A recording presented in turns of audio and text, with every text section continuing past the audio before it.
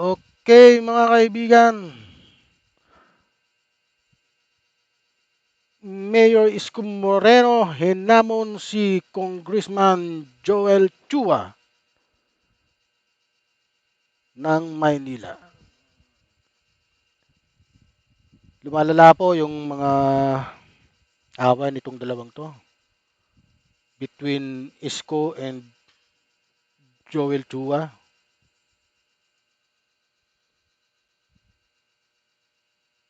Panoorin po natin yung mga binitawang salita ni Isko Moreno. Ito po. Mayor, magandang hapon po. Kanina napanood po namin yung Facebook live niya na galit na galit. Parang hindi yun, may isko yung nakita namin kanina. Parang meron kayo in-inspection na isang construction site. Yes. At pinakandado nyo, pinakukumpis kayo yung mga equipment doon. Ano po yung konteksto doon? Ano po yung kwento sa likod doon? Bakit po ipinatigil nyo yung itinatayong proyekto ng isang congressman? Oh. Ang initial, kasi magpapatayo kami ng bagong library. Sa Library. kita ko, biglang giniba yung basketball court doon na pag-aari ng lungsod ng Maynila. Tinanong ko si Andres kung may permit ba. Wala daw siyang alam na nabigyan ng permit. Tinanong ko yung taong bayan, yung chairman, ang sabi, project daw ni Congressman Joel Chua. Paano nangyari yun? Walang permit. Paano nangyaring nag-iba nila yung property ng City of Manila? Saan napunta yung property, yung mga bakal? Pag-aari yun ng lusod May pananagutan pa yun sa CGSO tapos biglang tatanggalin nila yung mga daycare center at saka senior citizens office ng City Government of Manila. Ngayon ay challenge Congressman Joel Chua to investigate himself. Sinabi ko na sa inyo. Paano niya imbestiga yung sarili niya? Dapat, mayor, ba? Kayo ang mag-investigate sa kanya. Pwede naman yung siguro. Ha? Inyo May gobyerno sa lungsod ng Manila and it is called City Government of Manila, not City Congress of Manila. Sa totoo lang. Ngayon, pinaresto ko lahat yung mga tao doon at kinukumpiska namin yung mga gamit. And now we're doing what we need to do. Tingnan natin kung may masampulan.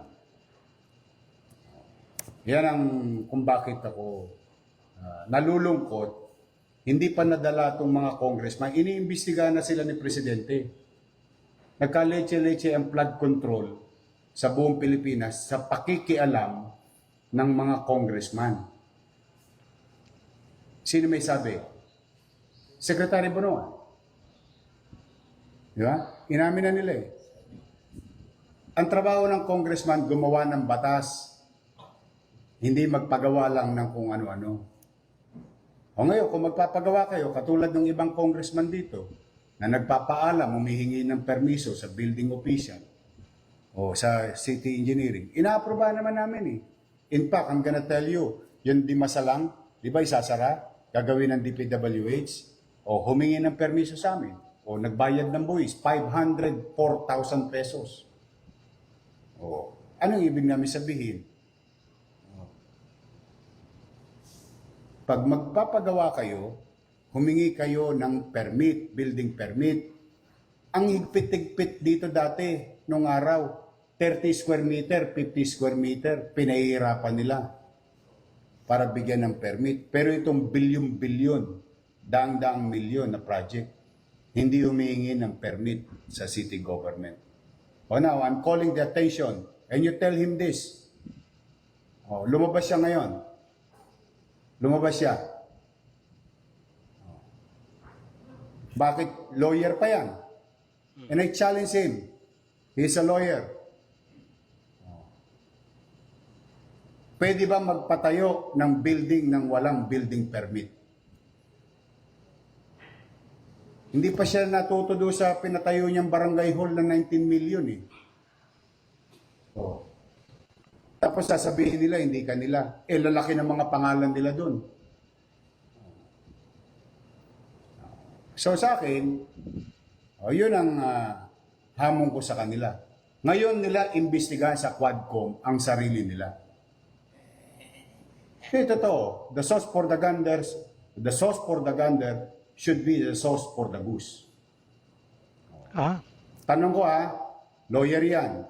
Itanong mo sa kanya, ito po tinatanong ni Yorme sa inyo. Congressman Joel Chua, Attorney Joel Chua, pwede po bang magtayo ng building ng walang building permit sa City Hall? He is a lawyer, I am no lawyer. I may be wrong. Tapos nadurog. Tapos na-disenfranchise yung mga mamamayan namin. Mayor ba siya? O baka lang nahirati sila, nasanay sila nung nakaraang panahon na nagagawa nila yung gusto nilang gawin. Hindi. Kanina naawa ako doon sa mga matatanda eh. Biri mo, alam mo ginawa, pare? Pinatayan ng kuryente. Tapos pinalalayas. Nino? Nung kontraktor. Nino? Ni congressman. Dahil sa wala silang permit, contractor, congressman, ibig mong sabihin si Chua? Aha. Ibang klase. pumasok sila sa amin, sa property namin, kaya kaya ngayon nilock namin yung at pinakakasuhan namin. Ngayon, hinahanap namin kung ilang milyong piso yung property giniba nila without, ito pa isa, Congressman Joel Chua, pwede bang mag-demolish ng walang demolition permit? That is my challenge to them. You tell that to Congress. Sinabi ko na in-interview na nga ako sa bilyonaryo, kung naalala ninyo. Sinabi ko na yan, nagpa-abiso na ako. Baka kala nila, mga superman sila dyan. Basta ako, may pananagutan sa taong bayan. Abusado yan mga, katulad yung isang congressman pa doon sa District 2, yung Sunog Apog Pumping Station. Wala rin. Yan ang nangyayari, base doon sa tanong mo, bakit hindi mag-iinit ang ulo ng mga mayor? Bakit?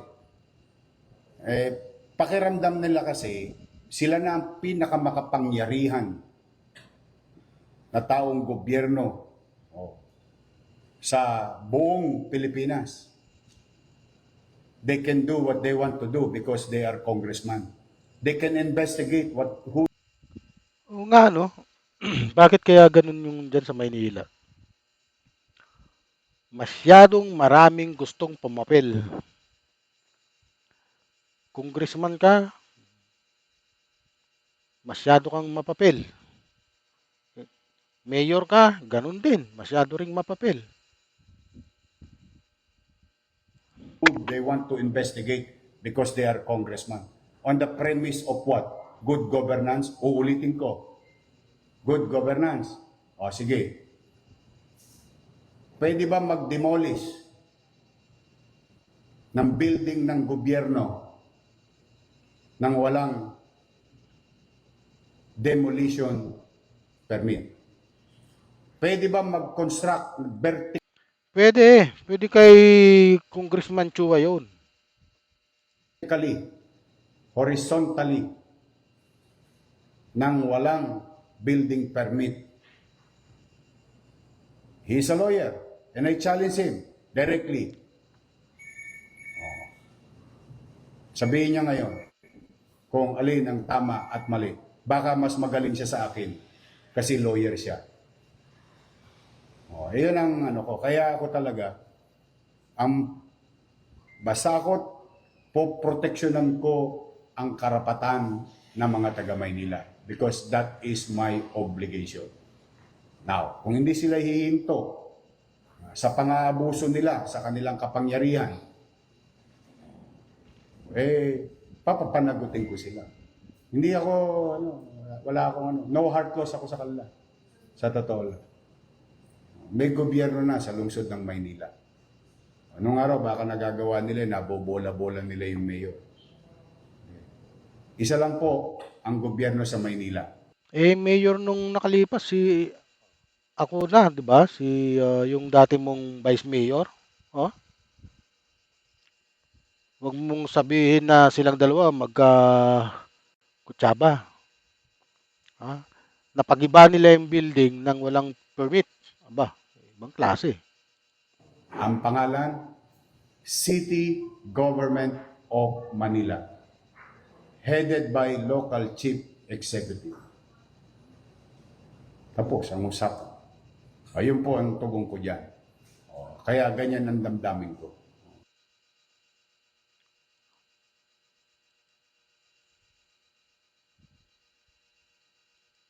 Sa ibang balita, Okay.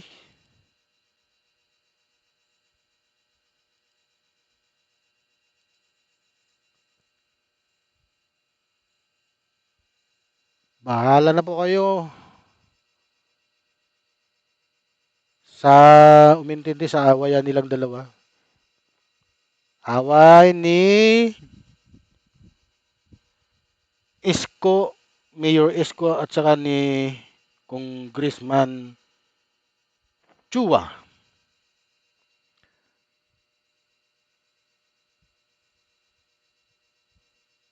Hanggang dito na lang po. Paki-subscribe din na lang po yung aking channel.